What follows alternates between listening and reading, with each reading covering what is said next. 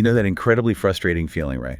You're navigating something genuinely difficult, maybe a heartbreaking breakup, the gut punch of a job loss, or just one of those brutal days where everything seems to go wrong. Oh, absolutely. Yeah.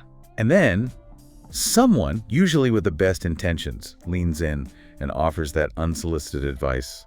Just think positive. Or look on the bright side. The classic. Exactly. Or maybe they drop the real killer. Good vibes only. Yeah. And instead of feeling even a flicker of relief, you're left feeling, well, worse, annoyed, deeply invalidated. Like your very real raw struggle just wasn't allowed in the room, right? Like it's inappropriate. Totally. Like you should just switch it off. It's an incredibly common reaction, that feeling. And you are absolutely not alone in feeling that way. What's truly striking and what we're diving into is that there's a profound historical and psychological reason behind that exact sense of irritation. Right. It's not just you being grumpy. Not at all. It's a phenomenon with roots far deeper than any, Instagram trend. And that's precisely what we're untangling today. Because we're not talking about genuine optimism here, that healthy resilience that actually helps us navigate tough times. No, that's vital. That's different. Instead, we're embarking on a deep dive into toxic positivity.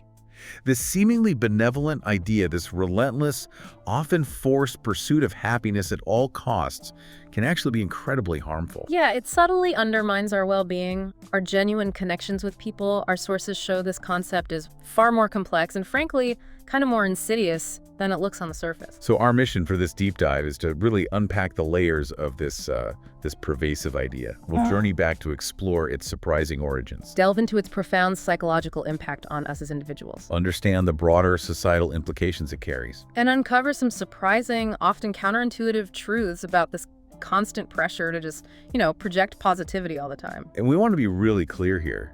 Our goal isn't to dismiss genuine hope or authentic optimism.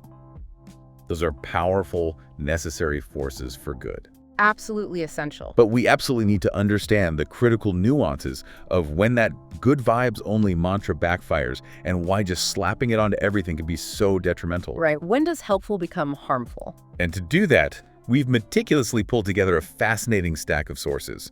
Our exploration will take us all the way back to ancient philosophies, tracking its evolution through religious moralism in Europe, witnessing the birth of the self-help industry in America, and bringing us right up to the hyper-visual landscape of modern social media, like right up to today. We've synthesized insights from academic research, dissected real-world case studies, gathered expert opinions, all promising a truly comprehensive and hopefully eye-opening understanding. Yeah, get ready to maybe question some things you thought you knew about just staying positive. So think about it.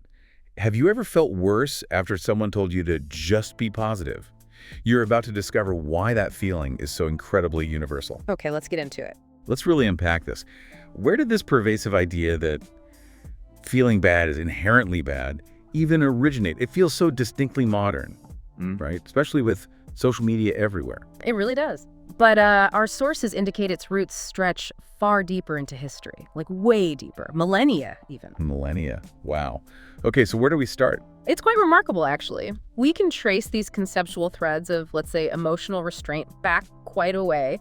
These threads kind of laid the groundwork for what we now call toxic positivity. Okay. As early as the 3rd century BCE, we find echoes in Stoic philosophy. Figures like Epictetus, who was actually a former slave turned respected teacher, and the Roman Emperor Marcus Aurelius. Right, I've heard of them. Meditations and all that. Exactly.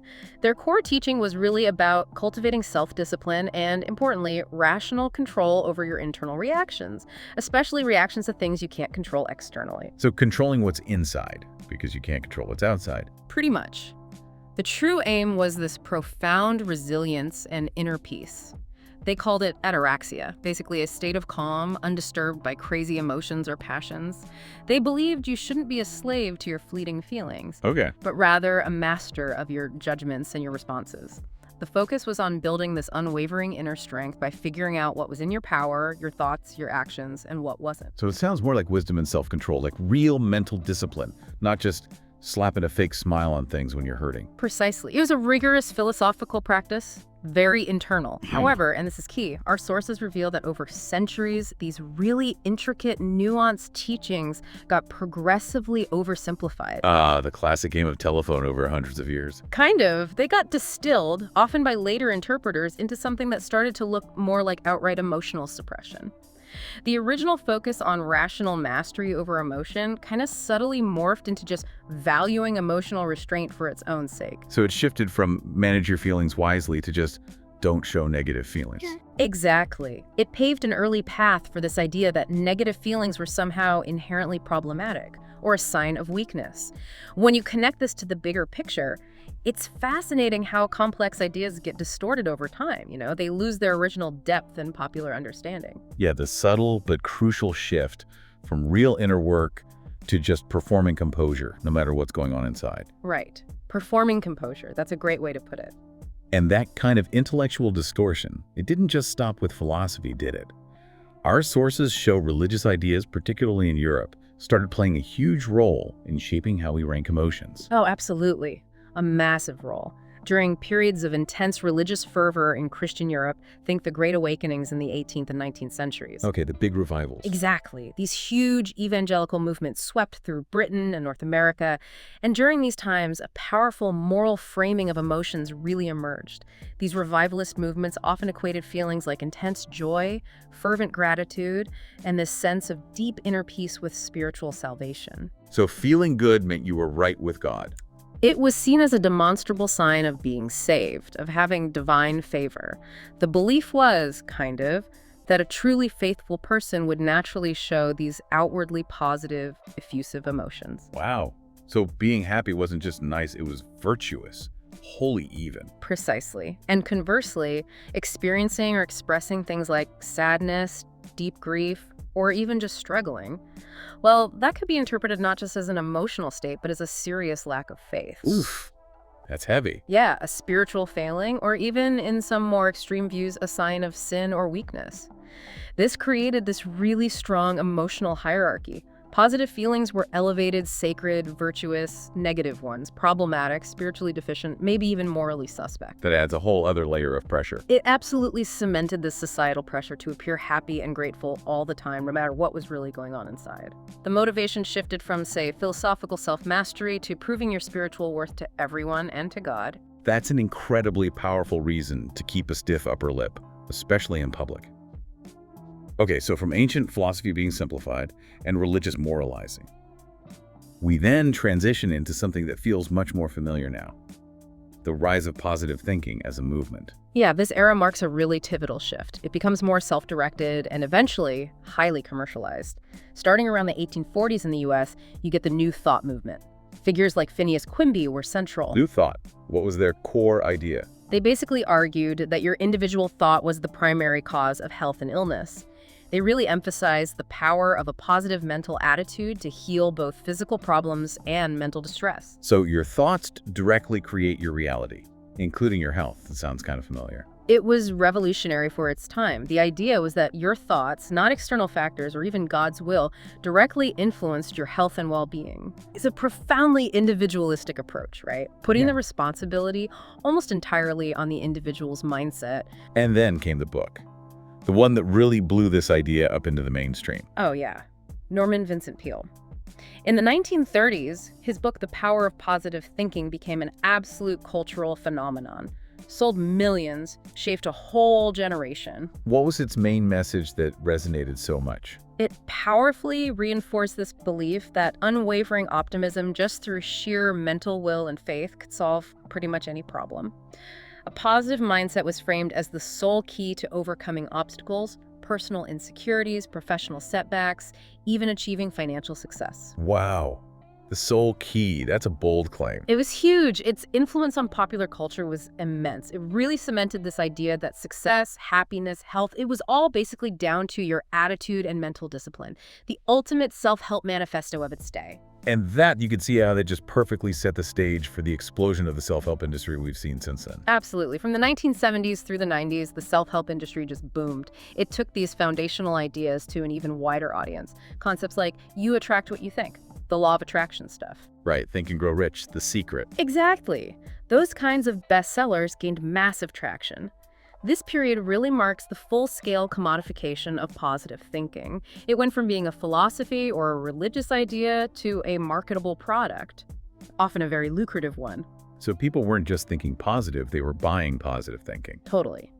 Books, expensive seminars, gurus, endless content, all built around this promise that just shifting your mindset could manifest whatever reality you wanted. A multi-billion-dollar industry built on promising perpetual upliftment. Okay, so we've tracked this clear line. Ancient philosophy gets simplified, religion adds a moral layer, self-help turns it into a product. But then it took this very visual, almost inescapable turn, right? Something changed with how we see it. You're absolutely right. The 2010s, with the explosion of platforms like Instagram and Pinterest, fundamentally changed the game. Good vibes only wasn't just a phrase anymore. It became a pervasive visual aesthetic. Oh, I remember this so clearly. Suddenly, everyone's life online looked flawless. Perfect brunch photos, idyllic vacations. Filters erasing every imperfection. Yeah, and captions that just ignored any hint of struggle. It was all curated perfection. Precisely. Social media was the perfect canvas for creating these meticulously curated lives. Filters weren't just hiding skin blemishes, they were metaphorically smoothing over the messy bits of real life. Captions deliberately downplayed struggles, presenting this picture of relentless happiness, seamless success. It created these totally unrealistic emotional standards, didn't it? A constant performance. Totally. It stopped being just an internal philosophy you might practice privately and became this external performance, a public declaration of constant, unblemished joy. It became an aesthetic doctrine, as some sources call it. That phrase, aesthetic doctrine, really captures it. It raises that crucial question. When positivity becomes an aesthetic, a performance, what does it hide? From others, and maybe even from ourselves. Yeah, the visual nature of social media just amplified this pressure massively. It became about performing happiness for an audience, not necessarily genuinely feeling it, like a highlight reel where anything less than perfect wasn't worth showing. And maybe it wasn't even worth feeling. Exactly. Which leads us right into the next crucial part. The actual cost. Because this isn't just about cultural trends. Our sources clearly show there's a very real psychological and sociological price to pay for all this forced positivity. And what's so striking here is the paradox. Trying to feel better by ignoring or denying real pain often makes us feel significantly worse in the long run. Like putting a Band-Aid on a broken leg. Exactly. It might hide the injury for a bit, but it prevents real healing and can even make things worse underneath.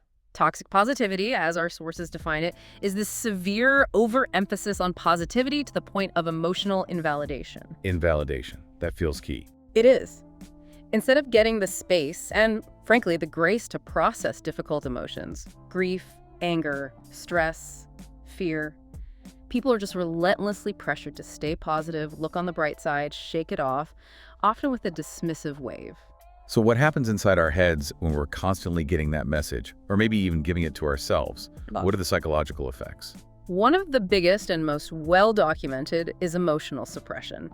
Loads of research, including studies cited by the American Psychological Association, consistently shows that actively suppressing emotions, pushing them down, pretending they're not there, leads directly to higher anxiety, more depression, chronic stress. Why? Where do the emotions go? Well, they don't just vanish. Emotions aren't just thoughts. They're physiological, neurological experiences. They fester under the surface. They might pop up as physical symptoms, headaches, stomach issues, or they reemerge later, maybe even stronger, like a coiled spring snapping back.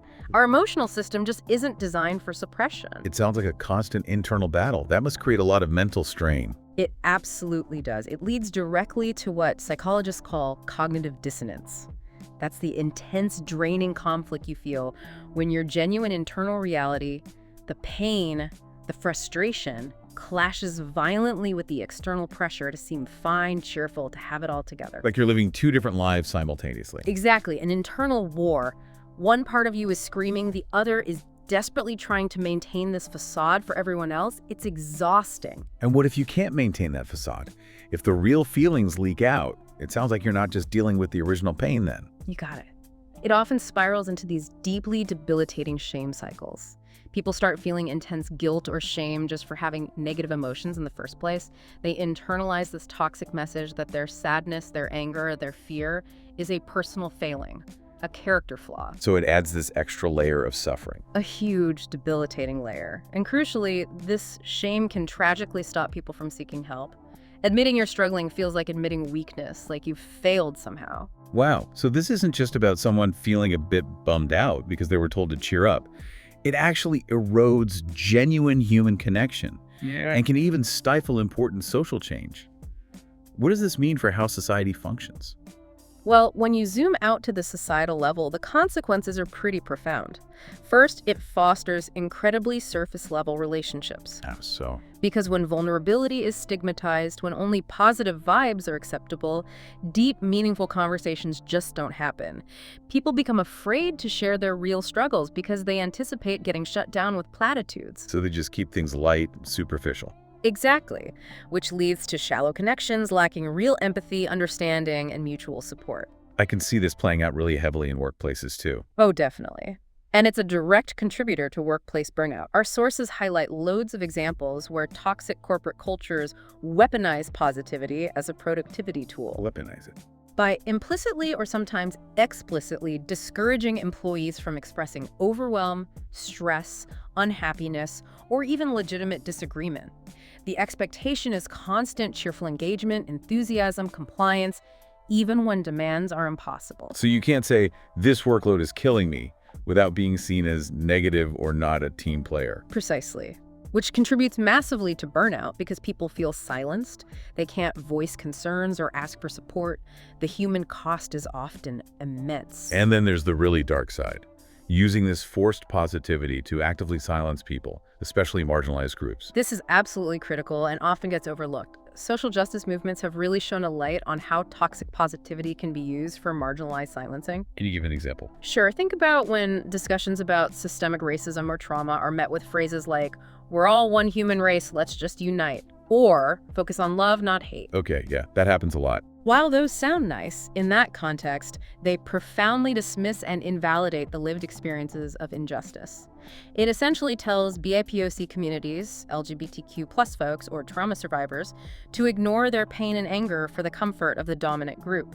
It frames huge societal problems as individual mindset issues. It avoids dealing with the actual systemic issues. Exactly. It trivializes real suffering and dodges accountability. It basically says, suppress your trauma so we don't have to feel uncomfortable, which really makes you ask, when positivity is used like that, who benefits and who pays the price? Okay, so if toxic positivity has these deep historical roots and such serious impacts today, how is it showing up right now?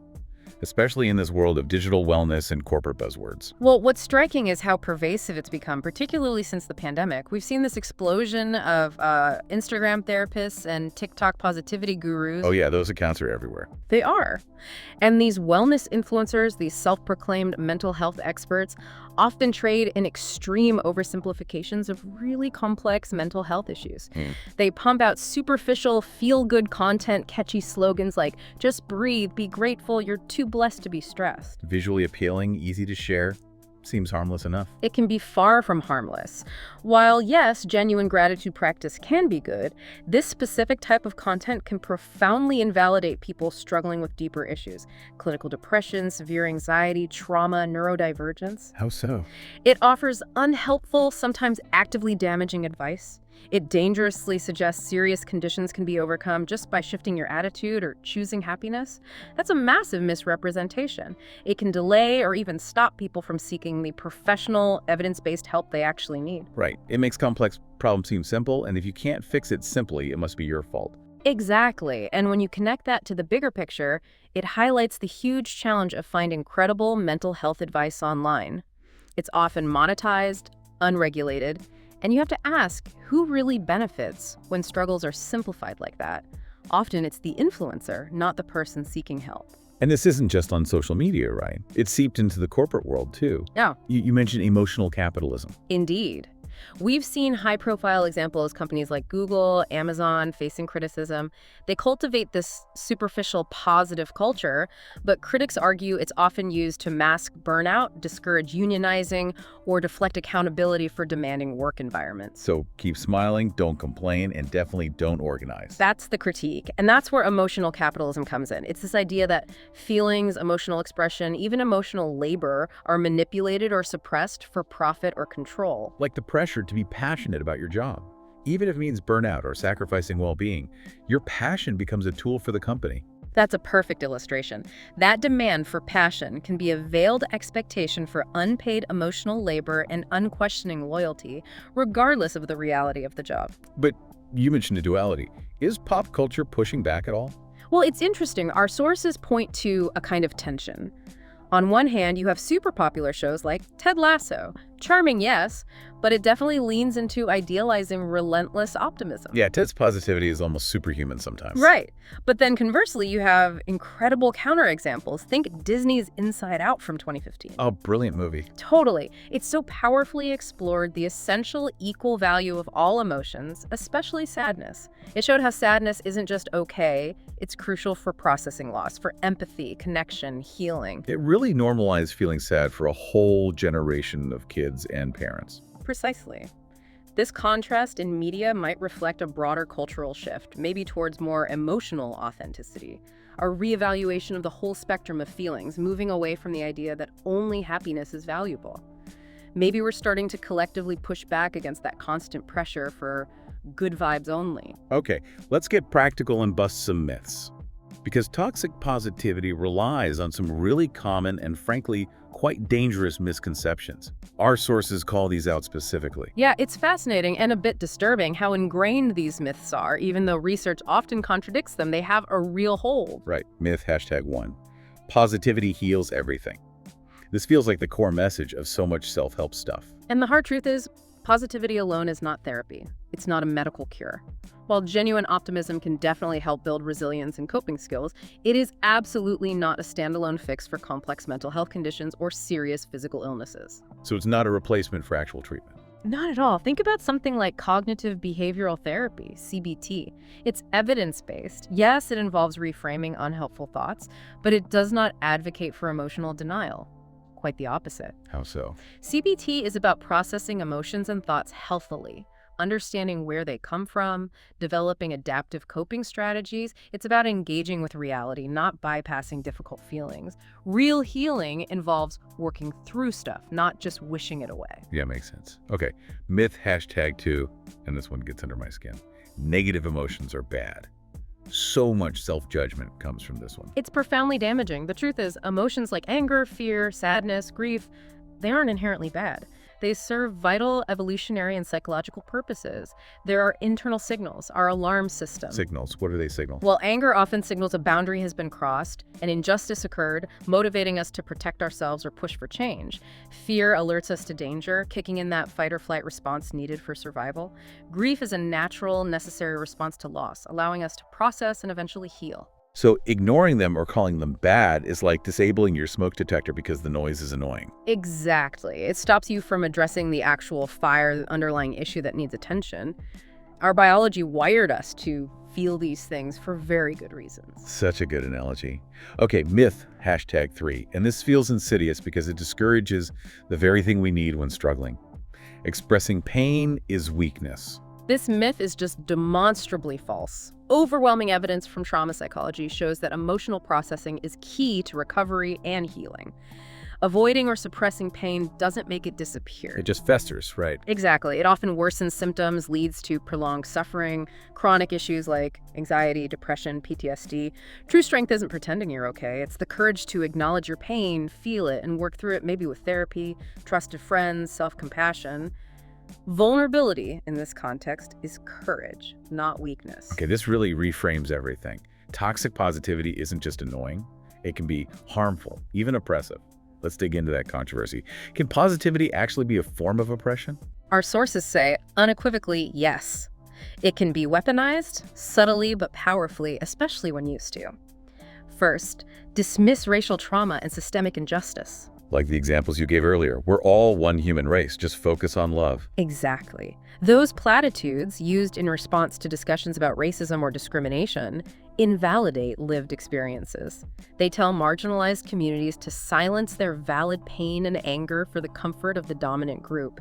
It's emotional gaslighting that maintains the status quo. Not at all. Second, it's used to undermine legitimate mental illness and neurodivergence, saying things like, you just need a better mindset, or choose happiness, to someone with clinical depression or anxiety is incredibly harmful and ableist. It dismisses their condition as a personal failing. Precisely. It ignores that these are complex medical conditions needing professional support, not just a bad attitude. It perpetuates stigma and stops people getting help. And as a third way, Third, it's used to suppress protest, dissent, and calls for accountability. When people express legitimate anger or frustration about injustice, and they're told, be peaceful, not angry, or focus on the positive, it's often an attempt to discredit and silence them. because the anger itself is a signal that something is deeply wrong. Exactly. It's a vital signal. Discrediting the emotion is a way to derail the movement for change and protect existing power structures. Wow. This really shows how far-reaching this can be. Yeah. Not just an interpersonal awkwardness, but a tool that can hinder social justice. So what do the leading experts say? How do they suggest we navigate this? Yeah, hearing from the people who've really studied this is crucial. Their work helps us grasp the implications, but also points toward healthier ways forward. Let's start with Dr. Susan David, Harvard psychologist, author of Emotional Agility. She has this quote that just cuts right through it. It's incredibly powerful. Discomfort is the price of admission to a meaningful life. Toxic positivity is a tyranny of positivity. Tyranny of positivity, that's strong. It really is. She argues that to live a rich, authentic life, you have to be willing to experience and navigate discomfort. It's unavoidable, even necessary for growth and connection. Toxic positivity, she says, isn't just a preference, it's a tyranny, an oppressive control dictating which emotions are okay. It stifles genuine experience. And her solution is emotional agility. Exactly. It's the antidote. The ability to navigate all emotions, even the tough ones, with courage, curiosity, and self-compassion. Facing them, understanding their messages, moving through them constructively, not just suppressing them. Like feeling anger, pausing to ask why, then choosing a thoughtful response. That's agility. Okay. And then there's Dr. Brené Brown. Her work on vulnerability is so well known now. How does that connect? Hugely relevant. Dr. Brown's research shows that false positivity performing happiness actively prevents genuine human connection. When we only show a polished, cheerful version of ourselves, we build walls. So others can't really see us or connect with our real selves. Exactly. Vulnerability, in contrast, is dropping that facade, sharing our authentic selves, including the struggles. Connecting this to the bigger picture, it underscores that our capacity for empathy and deep relationships is directly tied to embracing the full emotional spectrum, not just the shiny parts. Real connection happens in shared humanity, including shared vulnerability. And there's Dr. Barbara Held, who actually coined a specific term for this. Yes, Dr. Held at Bowdoin College coined the phrase, the tyranny of the positive attitude. Her work critiques this trend of mandatory optimism, not just in pop culture, but sometimes even in therapy. She highlights how forcing cheerfulness can be harmful, making people feel ashamed if they can't meet that impossible standard. It denies them their right to their true feelings. It's interesting, though, because the founder of positive psychology itself is Martin Seligman. Does his view clash with this critique? That's a really important nuance. Seligman pioneered the field, and early work did emphasize optimism, but crucially, even Seligman and the field have evolved. He now stresses that authenticity and context matter much more than blind, forced positivity. So positive psychology isn't about being happy all the time. Not anymore, not in its mature form. It's about finding meaning, engagement, positive relationships, accomplishment, all of which require acknowledging and integrating the full range of human experience, including the tough stuff. Authentic optimism is hope despite challenges, not by ignoring them. So even the pioneers recognize the limits. It's about balance, integration, not just a forced positive mask. That's a significant shift. A very significant and healthy evolution in understanding well-being. Okay, these theories make so much more sense when we look at real-world examples. Our sources give some really striking, sometimes depressing illustrations of toxic positivity in action. Yeah, it's sobering to see how often good intentions to create positivity can backfire so badly. Let's start with one many might recognize. The the workplace that smiled too much. Right. This case study involved a big tech company. They implemented this strict positive vibes only policy on internal comms like Slack. No complaints, no negativity, no raising concerns about workload or stress. The idea was, boost morale, productivity. And the result? I'm guessing not boosted morale. Complete disaster. Employees reported feeling totally isolated, exhausted, emotionally silenced. They were scared to voice legitimate concerns or ask for help without being labeled negative. Morale plummeted, engagement dropped, people left. So it actually fueled things like quiet quitting, disengaging because you can't speak up. Exactly. It perfectly illustrates how superficial positivity policies can undermine well-being and productivity. It really makes you question when a policy meant to boost morale does the exact opposite. And the digital world is just rife with this stuff. The example of therapy gone wrong. Yeah, this involved a TikTok influencer, viral video, millions of views, claimed they overcame clinical depression just by being grateful and choosing positive thoughts. Presented it as a simple fix, implying professional help wasn't needed. And the professionals pushed back hard. Immediately and strongly. Psychologists, psychiatrists warned this wasn't just oversimplified, it was dangerous. It could actively stop vulnerable people from getting the actual clinical help they need for serious conditions. It promotes the myth that depression is just a mindset issue you can will away. Which is incredibly harmful. Okay, finally, a public example during a tragedy. Grief in the age of Instagram. This refers back to the 2020 Beirut explosion, a horrific event, immense suffering. Amidst the genuine global sympathy, some influencers posted these aestheticized sympathy messages. Aestheticized? Like what? Like using sunset filters on photos of the devastation, paired with generic uplifting quotes like pain brings growth or every challenge makes you stronger. Oof. Completely tone deaf in that context. Totally. The public reaction was outrage. It was seen as minimizing, trivializing, even exploiting immense grief for online engagement, trying to force a positive spin on raw, unprocessed tragedy. It just showed the huge disconnect between curated online positivity and the harsh reality of human suffering. Yeah, these examples really drive home how this seemingly harmless idea can have real, negative, damaging consequences, eroding trust and deepening pain. Instead of actually helping. Now, it's easy to think of toxic positivity as mainly a Western thing, right? Individualism, self-help culture. But our sources show emotional expression varies globally, leading to different kinds of pressure.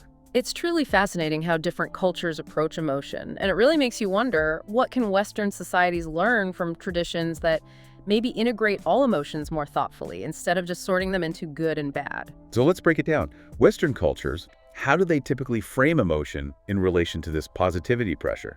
In the West, influenced by individualism and productivity focus, there's this emphasis on emotions as part of personal development. How you can master them, overcome them, use them to be more successful or resilient as an individual. Which often ignores the bigger picture. Social factors, systemic issues. Exactly. It can sideline those crucial contexts, framing struggles as purely individual failings or opportunities for growth, rather than maybe responses to systemic problems needing collective action. The focus is very much on the individual triumphing. How does that contrast with some Eastern cultures? Is it less about individual expression there? In many East Asian cultures, yes, emotional restraint is often highly valued. But, and this is crucial, it's different from Western toxic positivity. The restraint is often practiced for social harmony, for group cohesion, not for performative individual happiness. So it's about not disrupting the group rather than pretending you're personally happy. Right. It's about balance within the community, respecting others by not overtly burdening them with your turmoil. Think of the Japanese concept of gammon. The gammon. It means patient endurance, quietly bearing difficulties with dignity and self-control. It encourages a kind of stoicism, but it's rooted in inner fortitude and consideration for others, not pretending the struggle doesn't exist inside. It's resilience tied to collective responsibility. That's a really key difference in motivation. And then indigenous views offer another powerful contrast. Absolutely. Many indigenous traditions promote emotional integration. Sadness, rage, joy, pain, they're all seen as legitimate vital parts of being human, essential for communal expression and healing, not sorted into good or bad. How is that expressed? Through culturally specific rituals, sweat lodges, mourning ceremonies, storytelling, these create sanctioned spaces for people to express their full emotional range in a supportive communal way. So collective acknowledgement and processing, not individual suppression. Precisely. It's a profound contrast to Western individualistic approaches. Well-being is seen as interconnected individual, community, land. So acknowledging all emotions, even hard ones, is vital for both personal healing and collective balance, respecting the wisdom in every feeling. Okay, so after digging through all of this, it's crystal clear. Genuine positivity, good, essential. Toxic positivity, problematic, often harmful. How do we tell the difference? How do we find that healthy balance? Well, connecting all these threads, it's obvious that forced positivity isn't just ineffective. It can be actively damaging individually and societally.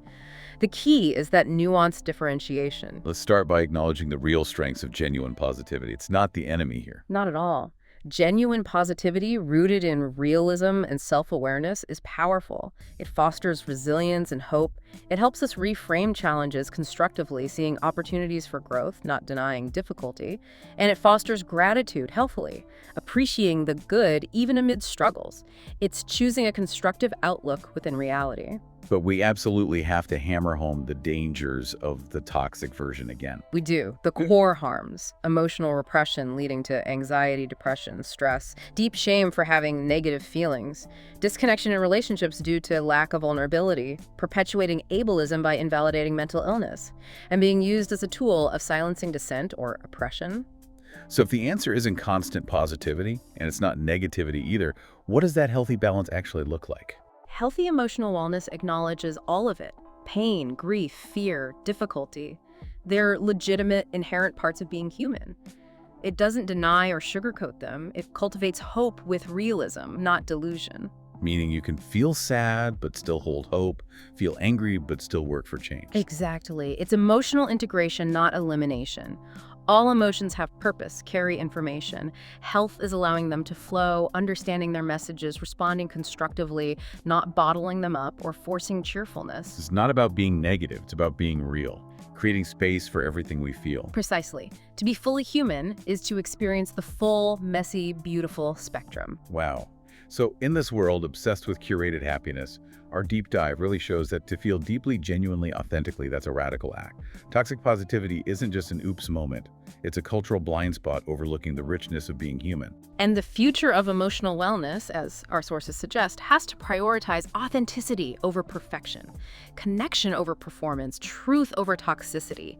If we want to heal individually and collectively, we have to embrace the whole spectrum, the shiny bits and the difficult ones. They're all vital. It leaves you with some big questions, doesn't it? Like, looking forward, how can technology AI algorithms maybe be trained to reduce toxic positivity online instead of amplifying it? Can we teach AI to spot emotional invalidation? That's fascinating. And what about our institutions? Will workplaces ever truly adopt emotionally inclusive policies? Policies that go beyond slogans and create environments where vulnerability is actually safe, maybe even encouraged? And maybe the biggest one, can schools finally teach emotional literacy as seriously as they teach reading or math? Giving kids the tools to navigate their full emotional world, not just put on a happy face. These are the crucial next steps. We really encourage you listening to reflect on your own experiences. When have you received toxic positivity? And maybe when have you given it, even unintentionally? Because remember, not every storm needs a rainbow. Sometimes the most powerful, the most healing thing you can do is simply feel the rain.